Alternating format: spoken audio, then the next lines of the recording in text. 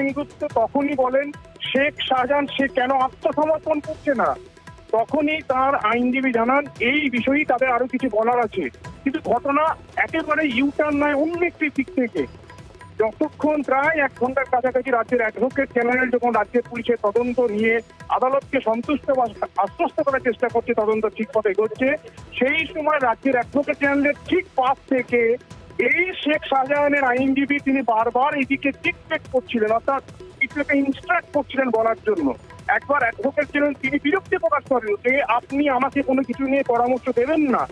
এই বিষয়টি গোটা এজলাস দেখেছে বিচারপতি জয় সেনগুপ্ত দেখেছেন এবং তিনি বলেন আপনি তো কিছুক্ষণ আগে রাজ্যের এটিকে ইনস্ট্রাক্ট করছিলেন, অর্থাৎ শেখ শাহজাহান তার আইনজীবী রাজ্য সরকারকে পরামর্শ ও উপদেশ দিচ্ছে, এটা এই আদালত দেখছে এবং এই আদালত দেখার পর রাজ্যের এদিকে তিনি বলতে বলেন এবং এক্ষেত্রে রাজ্য অ্যাডভোকেট জেনারেল তাই রাজ্যের সঙ্গে এর মামলা। নমস্কার, বাংলার মন থেকে বলছি সন্ময় বন্দ্যোপাধ্যায়।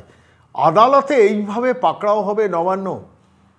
আপনারা হয়তো পাকড়াও শব্দটা শুনে একটু শিহরিত হয়েছেন না? নবান্নকে ঘাড় ধরে পাকড়াও করা না, আমি সেই অর্থে বলিনি। পাকড়াও শব্দটার মূল যে অর্থটা বোঝানোর জন্য আজকের এই প্রতিবেদন পেশ করছি। বিশ্বাস করুন, আমি একটা ছোট্ট অডিও ভিডিও শোনাবো নিউজ 18-এর দিদির চ্যানেল অর্ণব হাজরা, অত্যন্ত সাবলীল, অত্যন্ত পরিচ্ছন্ন একজন রিপোর্টার, ঠিকটা ঠিক বলেই রিপোর্টিংটা করেন, ব্যতিক্রমী রিপোর্টার প্র্যাকটিক্যালি। সেই মানুষটির একটা ছোট্ট অডিও ক্লিপিং, ভিডিও ক্লিপিং আপনাদের কাছে শোনাবো। কলকাতা হাইকোর্ট থেকে তিনি পেশ করছেন তার দফতরে, সেটা আমার কাছে এলো, আমি সেটা আপনাদের কাছে শোনাবো। শুনলে বুঝতে পারবেন আমি পাকড়াও কথাটা কেন বললাম। কলকাতা হাইকোর্টে প্র্যাকটিক্যালি আজকে দুর্মুষ হয়েছেন, মানে নবান্নর 2 দফায় দুর্মুষ হয়েছেন। জাস্টিস দেবাংশু বসাক যেখানে 6 মাসের মধ্যে সুপ্রিম কোর্টের নির্দেশ মোতাবেক শিক্ষা সংক্রান্ত 9, 10, 11, 12-এর দুর্নীতির সমস্ত তদন্ত প্রক্রিয়াটা 6 মাসের মধ্যে শেষ করতে হবে, এবং সেইখানে জাস্টিস দেবাংশু বসাকের ঘরে এদিন যখন এই প্রতিবেদন পেশ করছি সেদিনকে হিয়ারিং শুরু হলো, এবং সেই হিয়ারিং পর্বে দীর্ঘক্ষণ ধরে কল্যাণ বন্দ্যোপাধ্যায় চাকরি চোরেদের হয়ে সওয়াল করলেন। রেগে যাবেন কল্যাণবাবু কথাটা শুনলে, কিন্তু সেটা বাস্তব।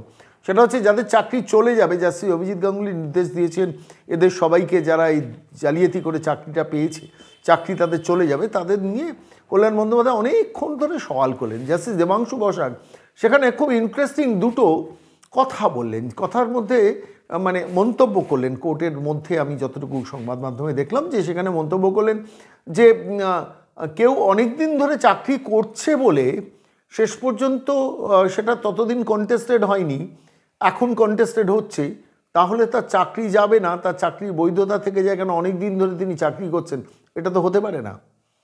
আর দ্বিতীয়ত মেধা তালিকা প্রকাশ করলে তাতে কারুর সম্মান যাবে বলে কলকাতা হাইকোর্টে যে মামলা করেছেন যারা যারা যারা যারা চাকরি চুরি করেছেন বা যারা অনেক দিন ধরে চাকরি করছেন তারা, তো সেটা কীরকম কথা? মেধা তালিকা প্রকাশ করলে সম্মান যাবে কি করে?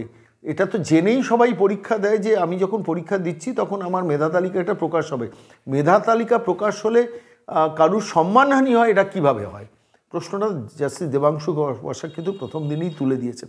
ভালো লাগছে না মমতা বন্দ্যোপাধ্যায় সুপার নিউমেরিক পোস্টের প্রবক্তা রাজ্যের ক্যাবিনেট, এবং ফলত স্বাভাবিকভাবে সেই জায়গা থেকে দাঁড়িয়ে সেই পুরো এন্টায়ার এপিসোডটাতে মুখ পুড়েছে সরকারের, কেন সরকার চাকরি চোরদের চাকরি বাঁচানোর জন্য সুপার নিউমেরিক পোস্ট তৈরি করেছেন।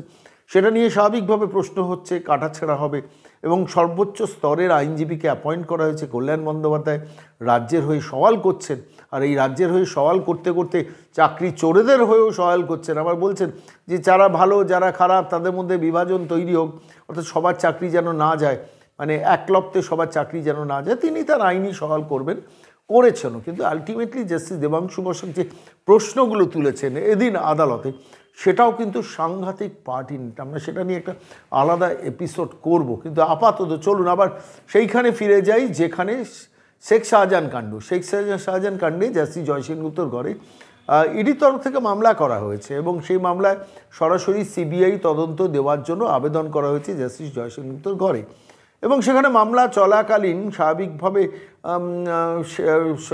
নেজার থানার পুলিশ সেখানে কেস ডায়েরি পেশ করেনি, সেটা আগামীকাল পেশ করবে, এবং তখন সেটা নিয়ে পরবর্তী শুনানি হবে এবং শেষ পর্যন্ত রায় দেওয়া হবে যে সেটা শেষ পর্যন্ত সিবিআই তদন্তের আওতায় আসবে কিনা। জাস্টিস জয় সেনগুপ্ত এদিন কিন্তু প্র্যাকটিক্যালি দুর্মুষ করলেন। কেন দুর্মুষ করলেন? সেটা আমি খুব সংক্ষেপে বলবো, সেটা নিয়েও পরবর্তীকালে বাংলা বার্তায় আমরা ডিটেলে বলবো। সেখানে একটা খুব পার্টিনেন্ট প্রশ্ন তিনি তুলেছেন। 1000 জন মানে ইডিকে মারমুখী হলো, ক্যামেরায় সেটা ধরা পড়লো, 4 জন কী করে গ্রেফতার হলো? কি করে 4 জন গ্রেফতার হলো? মানে নাজার থানার ইন্টেনশন নিয়েই প্রশ্ন তুলেছেন এবং সরাসরি বলেছেন রাজ্য সরকার কি করে নাজার থানার উপর বিশ্বাস রাখছে, ভরসা রাখছে। আমার নিজের একটা ধারণা যে শেষ পর্যন্ত এটা সিবিআই তদন্তের রায়টা জাস্টিস জয় সেনগুপ্ত দেবেন। সেটা কি দেবেন না দেবেন সেটা তো পরবর্তীকালে দেখা যাবে। কিন্তু আজকের এই প্রতিবেদনের এই অংশটাতে কেন আমি আজকে শুরু করেছি যে পাকড়াও নবান্ন, তা কারণ আমি একটা জিনিস বিশ্বাস করি, আপনারাও হয়তো অনেকেই বিশ্বাস করেন এবং মিডিয়াতে যারা কাজ করেন তারাও নিশ্চিতভাবে বিশ্বাস করেন যে শেখ শাহজাহান এখন মমতা বন্দ্যোপাধ্যায়ের তত্ত্বাবধানে আছে, পুলিশের তত্ত্বাবধানে আছে, ঘরজামাই করে রেখে দেওয়া হয়েছে। কেন এই শেখ শাহজাহান প্রচুর টাকা ক্যামাক স্ট্রিট কালীঘাটে পাঠিয়েছেন, তাকে যত্ন করা দরকার। এই শেখ শাহজাহান এনটিআর বসিরহাটে ভোট লুট করেন, তাকে যত্ন করা দরকার। এই শেখ শাহজাহান আমার ইচ্ছে মতো রোহিঙ্গাদের বাসস্থানের ব্যবস্থা করেন, ডেকে নিয়ে আসেন, সুতরাং তাকে প্রোটেক্ট করা দরকার। এই শেখ শাহজাহান বিদেশে আমার দলের নেতাদের টাকাগুলো পাচার করার ক্ষেত্রে একটা মুখ্য ভূমিকা পালন করেন, সোনা পাচার করেন, টাকা পাচার করেন, হিউম্যান রিসোর্স পাচার করেন, অনেক কিছু করেন। ফলে শেখ শাহজাহান আমার সম্পদ। সেই শেখ শাহজাহান, যাহা শেখ শাহজাহান তাহাই তৃণমূল কংগ্রেস, যাহা তৃণমূল কংগ্রেস তাহাই রাজ্য সরকার, যাহা রাজ্য সরকার তাহাই শেখ শাহজাহান। এটা খুব সিম্পল ম্যাথামেটিক্স। এটা নিয়ে বাংলার মিডিয়ার সেভাবে কাটাছেড়া করে না। কিন্তু আমি প্রথম দিন থেকে আপনাকে বলছি যে শেখ শাহজাহান পুলিশের কাস্টাডিতে আছে, পুলিশ যত্নার্থী করে রেখে দিয়েছে, রাজ্যের মুখ্যমন্ত্রীর তার আইনজীবীদের দিয়ে তাকে হোমওয়ার্কটা করাচ্ছেন যে ইডির হাতে ধরা পড়লে বাবা তুই কী বলবি, কী বলবি না, কী প্রশ্ন হলে কী বলবি না, কেন ল্যাপটপ থেকে যা উদ্ধার করা হয়েছে তাতে তোরও বাঁচার চান্স নেই, আমাদেরও বাঁচার চান্স নেই।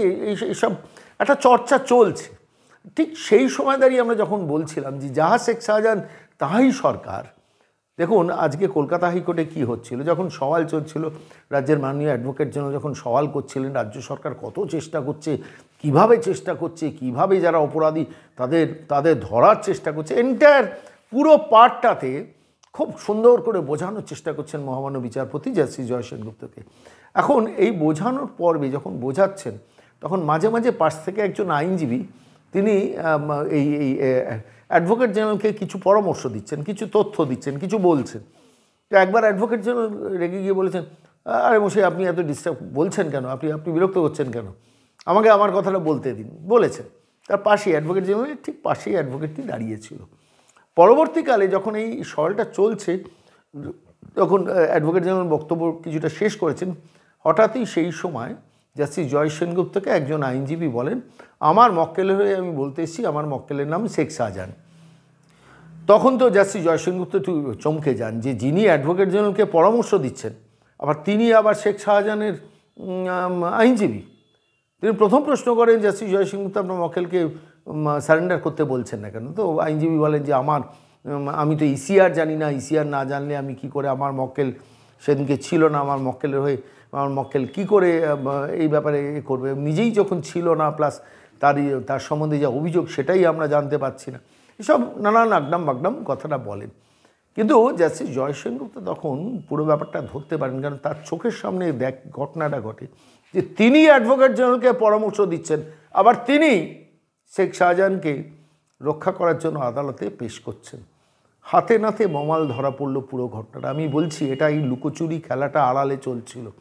বাংলার মিডিয়া মুখ খুলে বলতে পারছিল না মমতা বন্দ্যোপাধ্যায় যাহা, তৃণমূল কংগ্রেস তাহা, রাজ্য সরকার তাহা এবং শেখ শাহজাহান তাহা। শেখ শাহজাহান এবং মমতা বন্দ্যোপাধ্যায়, শেখ শাহজাহান এবং রাজ্য সরকার, নবান্ন, কালীঘাট, তৃণমূল কংগ্রেস সব মিলেমিশে একাকার। অ্যাডভোকেট জেনারেল রাজ্য সরকার হয়ে লড়ছেন, কিন্তু বেসিক্যালি তো শেখ শাহজাহানকে বাঁচানোর জন্য লড়ছেন।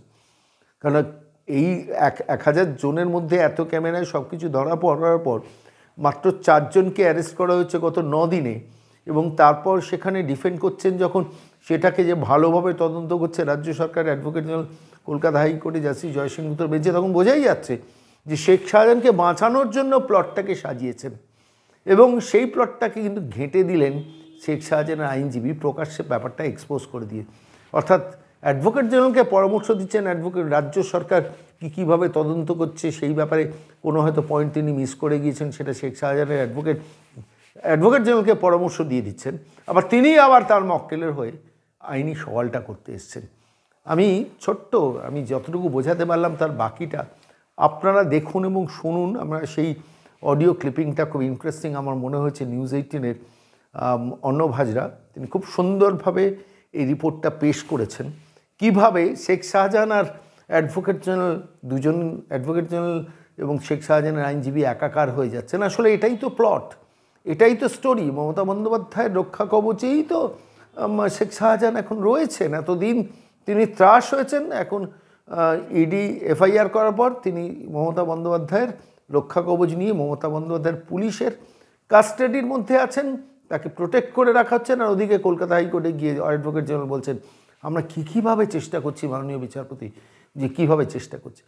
সবই একটা আই ওয়াশ।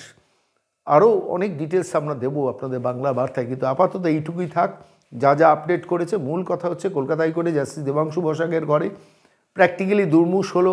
নবান্ন বলুন, কালীঘাট বলুন, মমতা বন্দ্যোপাধ্যায় বলুন, ব্রাত্য বসু বলুন, বিকাশ ভবন বলুন, তারা দুর্মুষ হলেন। আর জাস্টিস জয় সেনগুপ্তর ঘরেও প্র্যাকটিক্যালি হাতে নাতে পাকড়াও হলেন। পরিষ্কারভাবে কলকাতা হাইকোর্টে পাকড়াও হলেন নবান্ন, মমতা বন্দ্যোপাধ্যায় এবং তার এই সততার রাজনীতি। আসুন শুনি নিউজ 18-এর সেই ক্লিপটা। কি আর্জি জানা হলো তার আগে যেটা হবে, 10 দিন পর শাহজাহানের খোঁজ পাওয়া গেল। 5 জানুয়ারির পর যে শেখ শাহজাহানকে অন্য হয়ে খুঁজছে রাজ্য পুলিশ, একই সঙ্গে ইডি, যার খোঁজ করেও ব্যর্থ হয়েছে, তার শারীরিক উপস্থিতি, তার সশরীরে উপস্থিতি না পাওয়া গেল, তার আইনজীবীর মাধ্যমে ভার্চুয়াল উপস্থিতি বিচারপতি জয় সেনগুপ্ত টের পেলেন কিছুক্ষণ আগে। কারণ যখন ইডি সিবিআই তদন্তের আবেদন জানিয়েছে সন্দেশখালীর ঘটনায়, 5ই জানুয়ারির ঘটনায়, ইডি আক্রান্তের ঘটনায়, সেই মামলার শুনানির একেবারে শেষ পর্বে শেখ শাহজাহানের তরফে আইনজীবী আদালতে সওয়াল করে বলেন তারা এই মামলায় অন্তর্ভুক্ত হতে চান, তাদের বলার কিছু সুযোগ দেওয়া হোক। তাদের একাধিক বক্তব্য রয়েছে, একাধিক বিষয়, সেগুলিকে লিখিত করে দেখানো হচ্ছে। এবং ইতিমধ্যে যে এফআইআর হয়েছে সেই এফআইআর হৃদয়বক্স মোল্লা অর্থাৎ তার বাড়ির যে কেয়ারটেকার যে এফআইআর করেছে সেই এফআইআর নিয়েও তাদের একাধিক বক্তব্য রয়েছে। বিচারপতি জয় সেনগুপ্ত তখনই বলেন শেখ শাহজাহান সে কেন আত্মসমর্পণ করছে না, তখনই তার আইনজীবী জানান এই বিষয়ে তাদের আরো কিছু বলার আছে। কিন্তু ঘটনা একেবারে ইউটার্ন নয়, অন্য একটি দিক থেকে। যতক্ষণ প্রায় 1 ঘন্টার কাছাকাছি রাজ্যের অ্যাডভোকেট জেনারেল যখন রাজ্যের পুলিশের তদন্ত নিয়ে আদালতকে সন্তুষ্ট বা আশ্বস্ত করার চেষ্টা করছে তদন্ত ঠিক পথে এগোচ্ছে, সেই সময় রাজ্যের অ্যাডভোকেট জেনারেলের ঠিক পাশ থেকে এই শেখ শাহজাহানের আইনজীবী তিনি বারবার এদিকে টিকটেক করছিলেন, অর্থাৎ কিছুকে ইনস্ট্রাক্ট করছিলেন বলার জন্য। একবার অ্যাডভোকেট জেনারেল তিনি বিরক্তি প্রকাশ করেন যে আপনি আমাকে কোনো কিছু নিয়ে পরামর্শ দেবেন না। এই বিষয়টি গোটা এজলাস দেখেছি, বিচারপতি জয় সেনগুপ্ত দেখেছেন এবং তিনি বলেন আপনি তো কিছুক্ষণ আগে রাজ্যের এটিকে ইনস্ট্রাক্ট করছিলেন, অর্থাৎ শেখ শাহজাহান তার আইনজীবী রাজ্য সরকারকে পরামর্শ ও উপদেশ দিচ্ছে। এটা এই আদালত দেখছে এবং এই আদালত দেখার পর রাজ্যের এদিকে তিনি বলতে বলেন এবং এক্ষেত্রে রাজ্য অ্যাডভোকেট জেনারেল তাই রাজ্যের সঙ্গে এর মামলা কোনো যুক্ত নেই।